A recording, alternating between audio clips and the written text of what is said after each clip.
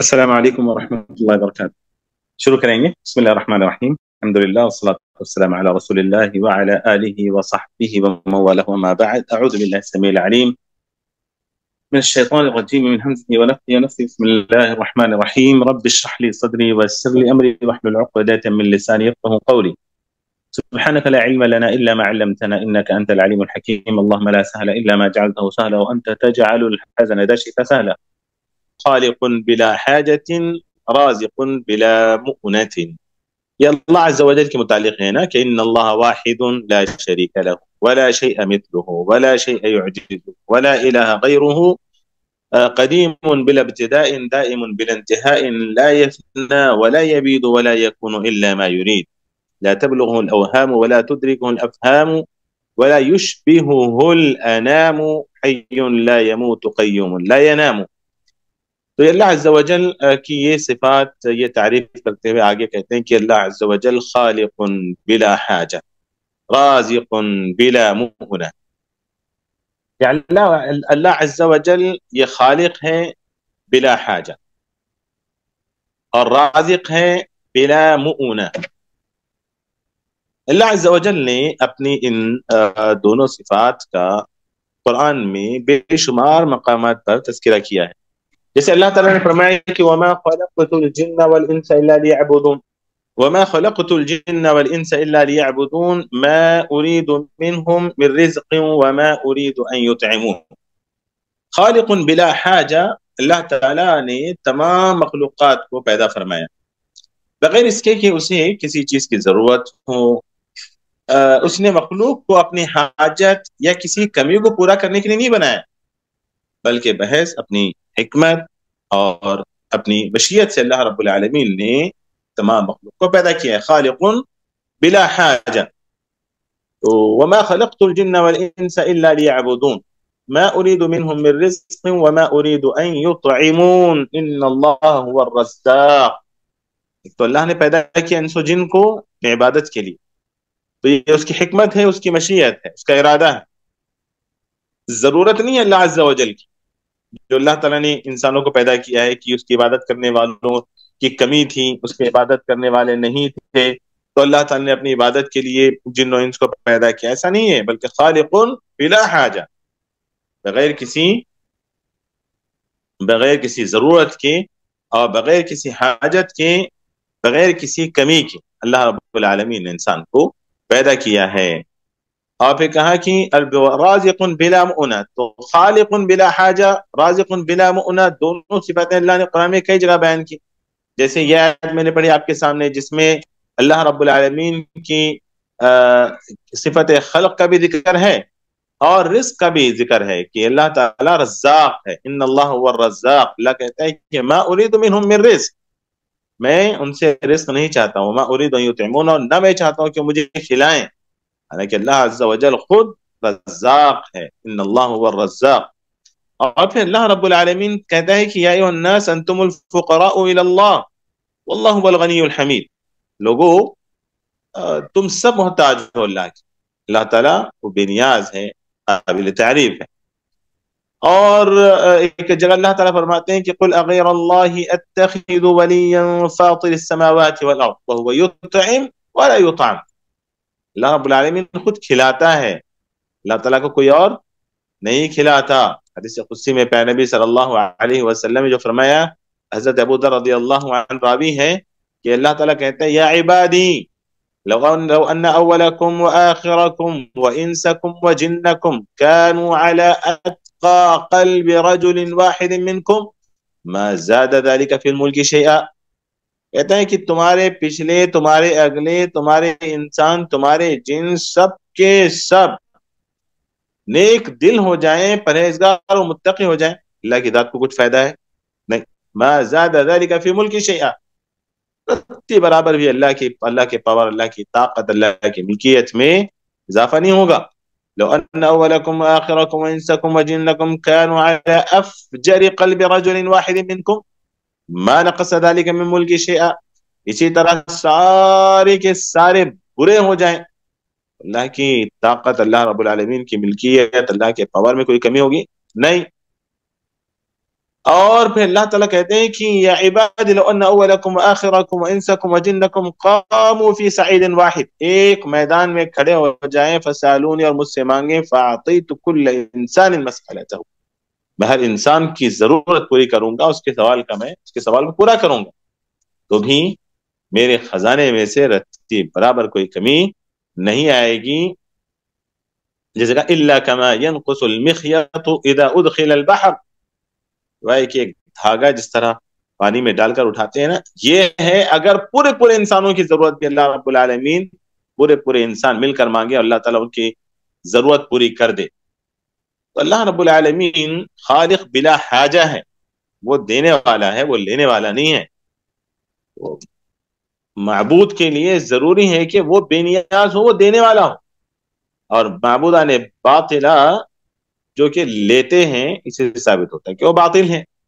اور آگے کہا امام طحاوی رحمہ اللہ نے کہ رازق بلا مؤونات، رازق بلا مؤونات، اللہ رب العالمین رزق دیتا ہے.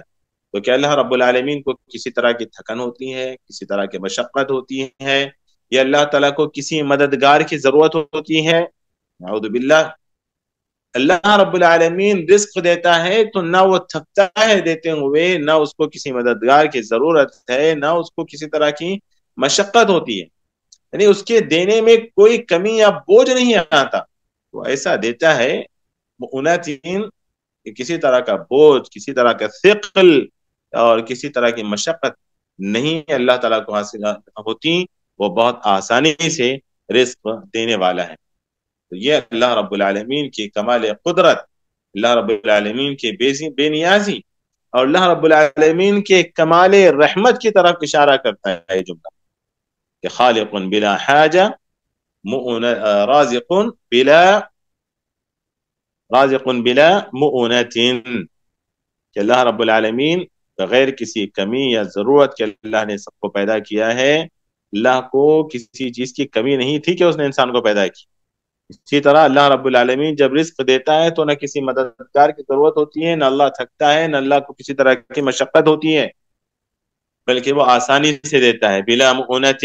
اسی لیے پچھلی جو بھی آیتیں میں نے ذکر کیا آپ کے سامنے، ان ساری آیتوں میں دیکھیں وہ یطعم ولا یطعم انتم الفقراء الى اللہ واللہ الغنی الحمید. اسی طرح اور جگہ کیا کہا اللہ تعالیٰ نے، ان اللہ هو الرزاق ذو القوۃ المتین، ایسے بہت جگہ اس طرح کی آیتیں. تو اس کے بعد امام طحاوی رحمہ معاونت کا کیا مطلب ہوا؟ بغیر مدد کے معاونت، بلا مؤونت. ہاں مؤونت نہیں، وہ معاونت وہ الگ ہے، یہ مؤونہ، مؤونت بلا مؤونہ. مؤونہ تھکان، تھکاوٹ، یہ سب چیزوں کے لیے یہ لفظ استعمال ہوتا ہے. تو بہرحال مؤونہ تکلیف، وزن، بھاری پن اور مشقت، یہ سب کے لیے استعمال ہوتا ہے. تو رازق بلا مؤونت کہ اللہ رب العالمین دیتا ہے تو کسی مشقت کے بغیر، یعنی بہت ہی آسانی سے اللہ تعالیٰ دیتے ہیں. اس کے بعد اس کے بعد امام طحاوی رحمہ اللہ کہتے ہیں، کیا کہہ رہے ہیں وہ، ممیت بلا مخافہ، ممیت بلا مخافہ باعث بلا مشقہ. یہاں بھی دیکھیں ممیت بلا مخافہ، اللہ کی صفات میں سے ہے، یہ وجودی صفات میں سے اللہ رب العالمین کی. اللہ رب العالمین موت دیتا ہے اور اللہ کو کسی کا خوف نہیں، کیونکہ اللہ نے خود موت کو پیدا کیا ہے. الذي خلق الموت والحیاة ليبلوکم ایکم احسن عملا. اللہ رب العالمین نے خود موت پیدا کی ہے، موت کو پیدا کیا ہے، اور پھر وہی موت دینے والا ہے بلا مخافہ. اس کو کسی کا ڈر نہیں، ارے اس کو ماروں گا تو یہ کیا سمجھے گا، اس کو ماروں گا تو وہ کیا سمجھے گا، نہیں، بلا مخافہ. اور اللہ نے موت کو پیدا کیا، یہ موت جیسا کہ حدیث میں آتا ہے، آپ نے بارہا اس کو پڑھا ہے کہ موت کو قیامت کے دن ایک زبردست بہترین کبش، کیا بولتے ہیں اس کو، مینڈے کی شکل میں موت کو لایا جائے گا اور اس کو جنت اور جہنم کے درمیان ذبح کر دیا جائے گا. حالانکہ جو موت ہے وہ اس کو کیا کہتے ہیں، مطلب وہ نہیں ہے، اس میں جسم نہیں ہے، وہ ہے نا. لیکن اللہ رب العالمین سبحان اللہ طاقت رکھتا ہے اس بات پر کہ وہ اس کو جسم عطا کرے، موت کو جسم کی شکل عطا کرے، جیسا کہ اللہ رب العالمین دوسرے حدیث میں آتا ہے کہ عمل صالح کو بھی اللہ تعالیٰ جسم کی شکل میں لائیں گے، جیسے نیک عمل ہوگا تو وہ خوبصورت نوجوان کی شکل میں اس کو لایا جائے گا، اور جو برا عمل ہوگا وہ برے انسان کی شکل میں اس کو لایا جائے گا۔ اسی طرح یہ اللہ رب العالمین کو طاقت ہے، اللہ تعالیٰ جس کو چاہتا ہے ویسے کرتا ہے۔ جیسے موت ایک یہ نہیں ہے، عینی چیز نہیں ہے، لیکن مطلب جس کو ہم چھو سکتے ہیں، پکڑ سکتے ہیں، اسے عینی چیز نہیں ہے، لیکن اللہ رب العالمین اس کو عین میں بدل دیں گے، بدل سکتے ہیں، کیونکہ اللہ رب العالمین نے خود موت کو پیدا کیا۔ انسان کے جو اعمال ہیں، بلکہ اعمال کو بھی اللہ رب العالمین عین کی شکل میں بنائیں گے، تبھی تو اس کو میزان میں رکھیں گے، ہے نا؟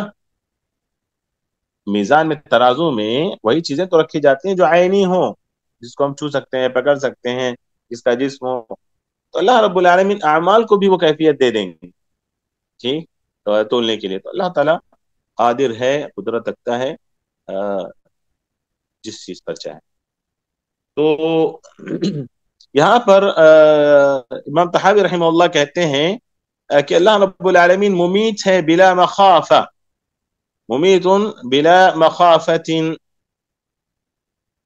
اور باعث بلا مشقہ۔ اللہ رب العالمین موت بھی دیتا ہے، اللہ رب العالمین جب موت دیتا ہے تو کسی کا اس کو خوف نہیں ہے، اور تو اللہ رب العالمین کل قیامت کے کل قیامت کے اللہ تعالیٰ موت کو ذبح کریں گے۔ تو یہ مثالیں دی میں نے کہ ایک غیر عینی چیز کو اللہ رب العالمین عینی چیز بنا سکتے ہیں۔ تو یہاں پر اللہ تعالیٰ کی یہ صفت ہے، ممیت بلا مخاف، اللہ تعالیٰ ہی موت دینے والا ہے، والذی خلقکم ثم یمیتکم۔ اسی طرح وہ جو آیت پڑھتے ہیں ہم لوگ، منہا خلقناکم وفیہا نعیدکم منہا نخرجکم تارۃ اخری، تو اللہ ہی پیدا کرنے والا ہے، اللہ تعالیٰ موت دینے والے ہیں، اسی مٹی میں اللہ تعالیٰ ملانے والے ہیں۔ تو قرآن میں بے شمار مقامات پر اللہ رب العالمین کی صفت کا ذکر ہے، وہ جو اللہ رب العالمین کی وجود صفت ہے کہ اللہ تعالیٰ مارتے بھی ہیں اور اللہ تعالیٰ اٹھاتے ہیں۔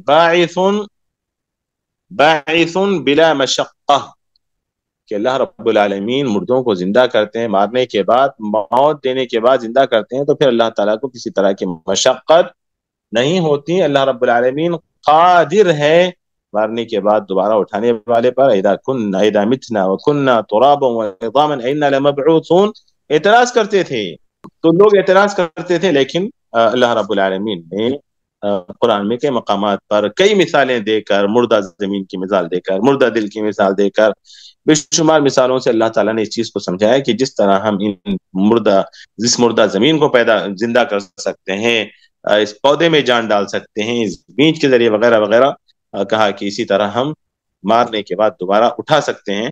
تو اللہ رب العالمین کی صفات ہیں۔ یہاں پر ہم رکتے ہیں، انشاءاللہ اگلی کلاس میں ہم لوگ پڑھیں گے ما زال بصفاته قدیما قبل خلقه لم يزدد بكونهم شيئا لم يكن